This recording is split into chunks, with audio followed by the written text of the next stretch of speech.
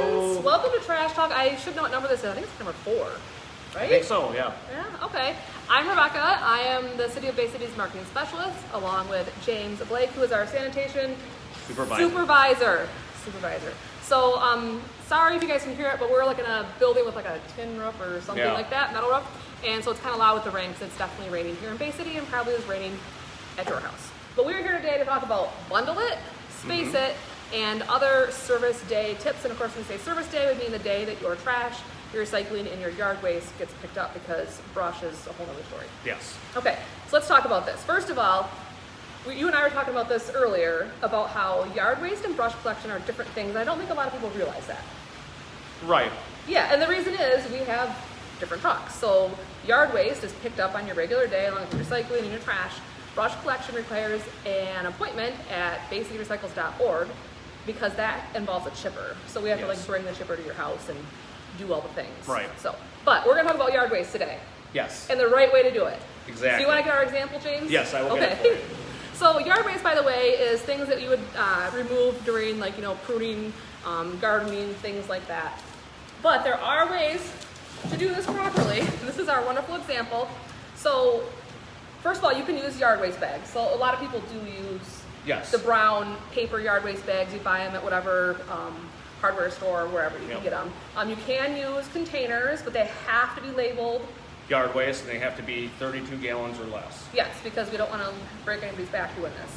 But you also have this option. Yes. Okay, let's talk about this. So if you don't want to use your bin and you got like longer sticks, what you can do is you can bundle it, and we can take this in the yard waste truck for free. It has to be at least 18 inches in diameter. Or no more than 18, right? Yeah. No more than 18. No more than 18. However that's the biggest, about 1.5 feet. Okay. No longer than 4 feet. Yep. Something like that. Something like that. I have no idea how long and my wingspan is. no greater than 40 pounds. Yeah, because again, we don't want to break anyone's back. Right.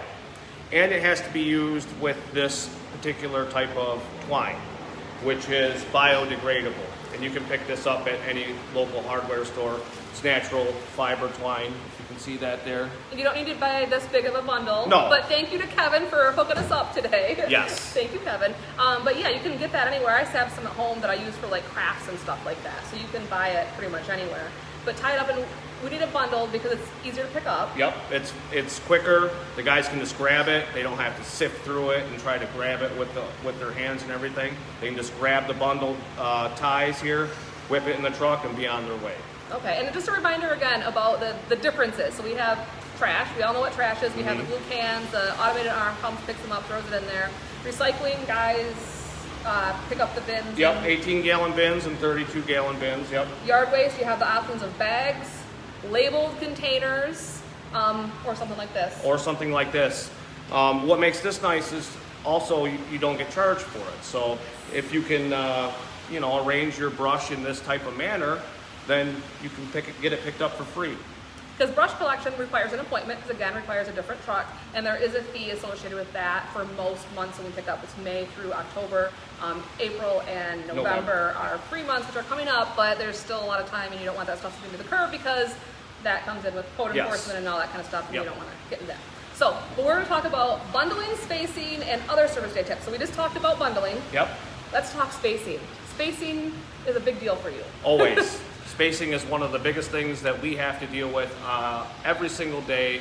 All we ask is that everything that you set out, instead of keeping it all together, we would like it spaced 3 feet apart. That includes your recycling, your yard waste, and of course your trash. And that also includes if you have 2 trash cans. If you have 2 blue cans, don't put them together. Keep them spaced 3 feet apart. That way the automated truck can come in and grab those real quick. And because honestly, if I rode along with one of the guys a couple months ago, and what happens is the truck comes in and the arms go there, and they have to maneuver around things. Things are gonna get knocked over. Oh yeah. And so then either we have to get out and pick them up, or kind of leave them that way. Either way is not a favorable option, because then it takes us a lot of extra time, like a lot of extra time. Yeah, and then it may result in some items not getting picked up. They'll get tagged, and then we have to leave them because we have to keep going. Absolutely. So space it. But there's also some other spacing considerations that James would like to talk about today, having to do with basketball hoops and cars and all kind of stuff. You wouldn't think that we'd be talking basketball hoops for trash talk, but we are. Yes. What's the deal with basketball hoops? So a lot of people like to put the basketball hoops either in the outlawn right next to the curb, or they will put them on the other side of the curb in the roadway. So not only is that a hindrance for us when we're trying to maneuver down the street and grab your trash cans and stuff like that, but it's also a problem for other departments, like streets when they run the street sweeper down. Which is happening soon. Yes, and it will be happening soon. So all we ask is that you remove the basketball hoops when you're done using them, put them back into your yard, and then when you need to get them, you can pull them back out.